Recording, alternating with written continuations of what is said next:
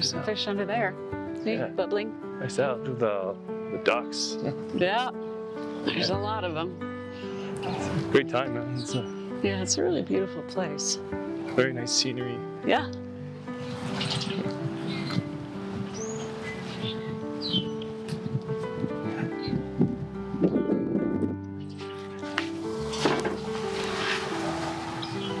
Hey guys, we are here with Christine Harte.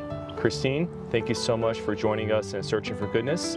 Could you please tell our viewers who you are? Yeah, thank you for having me, Arvin. I'm Christine Harte, and I'm the CEO of Catsnippers.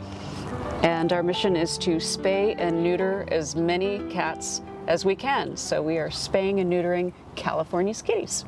Wonderful. I mean, how many years have you been active?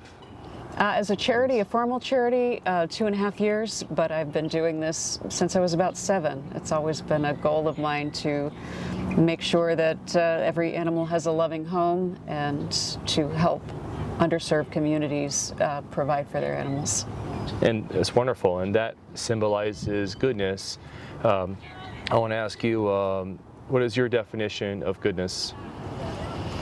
Goodness means playing a part in making the world a better place, whatever that is. If everybody took just a little bit of time every single month to do something kind, our world would be a much better place.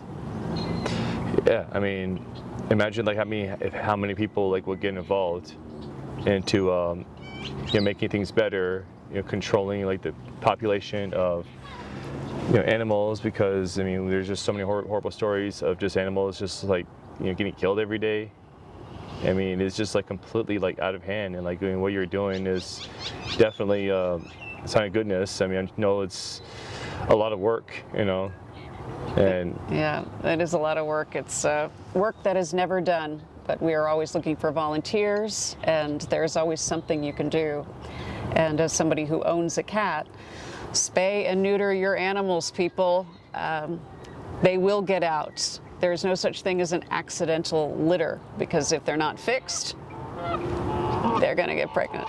And they're going to roam around, and something's going to happen. But also, how many homes have you given for the cats?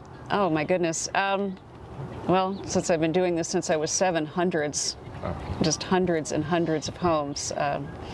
In my town where I grew up, there were endless cats, and back then nobody spayed and neutered their cats. I mean, my family did, but pretty much, the rest of the town, probably much like most of the world, it just wasn't a thing. And people don't realize that, well, no good can come from that. Probably 1 in 6 kittens will make it before the age of 2. Something will happen to them, and it just doesn't need to be that way. Yeah, you mentioned animals. One of our part of our documentary is just confronting the issues with global warming, and I wanted to get your thoughts on global warming and climate change. Well, it's definitely happening, and it's a thing, and we watch everything change, and the animals are, basically suffering. There's, their entire their place in the world is shrinking, and that means that the animals starve, and as their ecosystem gets smaller and smaller, there's not going to be many animals left. You look in the next 100 years, and certainly in the last 100 years, we have so many animals that are extinct now, but it's just going to keep shrinking because of it. And as a world, we have to be awake and aware of what we do. Everybody can make a difference. Yeah, and it just starts by rolling your sleeves and taking action. If everybody just took a little bit of action every week, every month, every year. I mean, think of the pandemic. Think of how the skies were blue. We started to see animals that we hadn't seen, even some extinct animals, because no one was driving. No one was doing anything during that time. The air cleared up. The world became a different place. I mean, it was it was so noticeable just to drive anywhere, what a difference it made to not have cars and trains and planes polluting the world.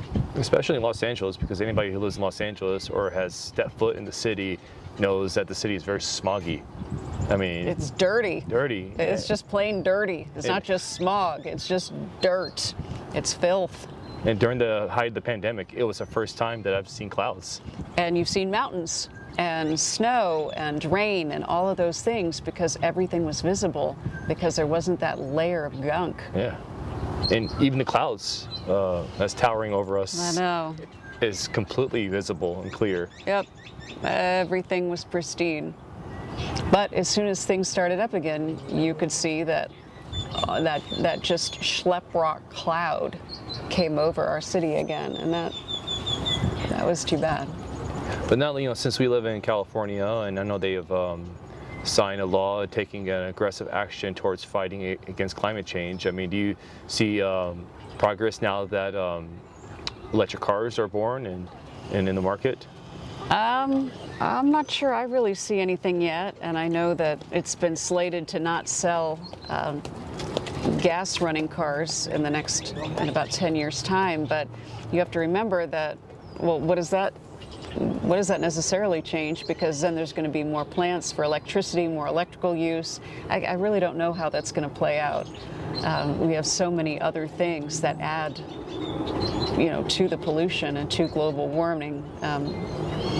But it's one thing. Like it's like a step towards like the right direction, but it's only going to take time if people continue to fight. It's a step, but even with that step, there are other things that are coming into play. So I'm not convinced that is really a solution. You're very active in helping with cats, and cats are very spiritual creatures. And what is your take on the interconnection between like science and spirituality? Do you think they go like hand in hand? That's a really good question. Well, science is based on the facts we know at this time, and spirituality is that's the realm of the unknown, the connectiveness that some of us feel. Not everybody actually does believe in it, but I consider myself spiritual, and I do think everyone and everything is connected. Facts or no facts, I feel that for myself. You talk about connection. Part of our series is centered on birds. And what is your thoughts on birds? Well, I've certainly become a bird watcher. I never really thought too much of it in my earlier years, yet my folks have always had numerous bird feeders and all kinds of great setups so that they can see the birds. And birds are just an integral part of our ecosystem. You almost know what's going to happen by the movement of the birds. As soon as you see birds scatter, brace yourself, because something is going to happen, whether it's an earthquake, some weather change, or the sun setting, or the response to the weather. anything. I mean, bird watching. I mean, that's a really cool hobby. It is. People actually fly all over the world to go bird watching, and as a kid, you just think, oh, what a drag, but it is pretty cool. And if you go to other countries, you can see birds that, goodness, they're as big as a kid. It's wild. And obviously birds can fly, and a little bird told me that you also flown yourself. I do fly, and I have flown for over 20 years, and I started because I wanted to help a friend of mine rescue greyhounds from the tracks. And at the time, there were 13 active tracks in the United States and also some in Mexico. And we would fly to those tracks and hope that the owners of the dogs that did not win would relinquish them before they were killed. And we would fly them back to Southern California and drop them off at various rescues and find them homes. They're really the sweetest animals. They're these gentle giants, and most people don't realize greyhounds are very, very lazy.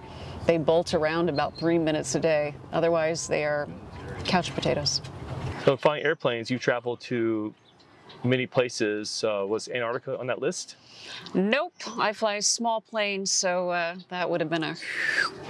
But I would like to go to Antarctica. That's definitely on the bucket list. There's some very small expeditions that still sail there, and it's a long trip, probably 3 weeks, but I can't imagine anything more extraordinary than seeing penguins and polar bears, and I think it would be once in a lifetime, and I don't think the opportunity is going to be there that much longer. So definitely something I'd like to do. What about you? Yeah, it's a place I would love to go. I Yeah. mean, I don't know about my tolerance for cold weather, No, you get a big parka, you get bird, you know, you get all. but it's got to be something on, definitely something on the bucket list, you know, Yeah, definitely. because that's eventually like the whole thing for this series is, I know Bessie eventually wants to, take it to the next level and travel through different continents, but she wants to stop in Antarctica first. Well, that's an extraordinary adventure. Of course, you work in film, and you know that technology is always evolving. Oh my goodness, it's faster than I can keep up. And unfortunately, this is like in our world right now, and we're confronting it. What are your thoughts on AI? Well, you better get with it because it's about to take over the world. A lot of aspects are pretty scary. I don't think anything changes or can substitute for a human experience. And just playing around with it a little bit myself, it's shocking to give a program just a certain little list of what I'd like to say, and only minor corrections need to be made. Yet there's something unfeeling about it. But I think there's a little bit of danger because it really takes the human experience out of it, and people are not going to have an opportunity to create, and creation is art. Do you think that AI is going to replace actors? Anybody who has a background or a stunt person, do you think they're going to have to kiss their jobs goodbye because of AI? Probably. I think that that's a big problem, especially for backgrounds. They are replaceable, and if the actor signs off, then that image can be reconstructed on every imaginable platform, and that takes away the need for the person. And used in perpetuity. I mean, I want to be optimistic. I think that there's still going to be a demand for it. I think that people are very resilient, and they're going to want to see something that's authentic and not just computer-based. And I think also theater will continue to thrive, because I don't think AI can replace actors on stage. Well, unfortunately, it can. And that's the crazy thing, because we already have concerts that are holograms. I don't like to think that, but I think it is coming. I mean, ABBA was just...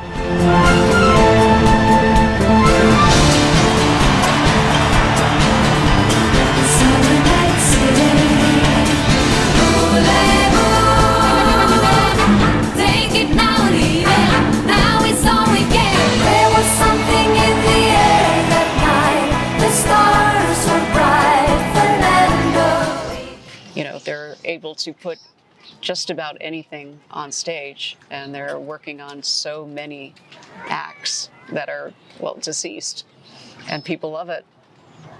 I mean, it's been existing concerts even since early 2010. So what about operas or actors actually performing plays on stage? I think anything can happen. I think I think the technology is there. It's just a matter of time. I don't think it necessarily replaces it, but I think it will be done. So you think robots and humans will have to coexist? Absolutely, I do. Yeah. And also, since we're talking about acting is also a part of the arts. What is your thoughts on music and the arts? Think about how you can speak any language, and certain groups. Think of U2 or any of the biggest groups.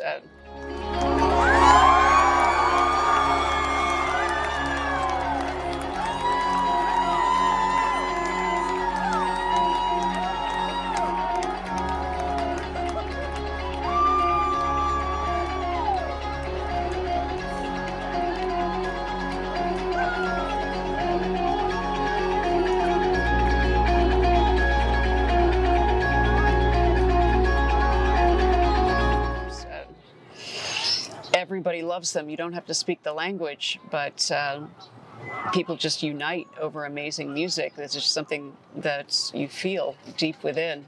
I don't care what language you speak, you are going to be able to sing those songs. Whether it's like the music or the melody or the lyrics, it's Anything. universal. It is universal. I mean, people just get going, and then, you know, the feelings just come from the heart. Any closing thoughts? Well, closing thoughts. I'd like the world to be more conscious, and you can start by supporting Catsnippers. Flourish. We are spaying and neutering California's kitties one at a time and trying to find homes for as many dogs and cats and rabbits and anything else that we can. And that means that people need to be more conscious. You guys hear that? Goodness will win. Goodness will win. Let's say it together. 1, 2, 3. Goodness will win. It's all about goodness. Little kitten jumping around, chasing the bright moonlight. Puppy playing happily, running in the garden so bright. Rooster crowing in the morning, waking us up to study. Hey guys, this is Army Nasri of Searching for Goodness. Make sure you subscribe to our Searching for Goodness YouTube channel, and we're also on all podcast platforms. And definitely Catsnipper. Be on lookout. Catsnippers.com. We always need monthly subscribers, and your donation will help spay and neuter California's kitties and find homes for them. And goodness will win. Goodness will win.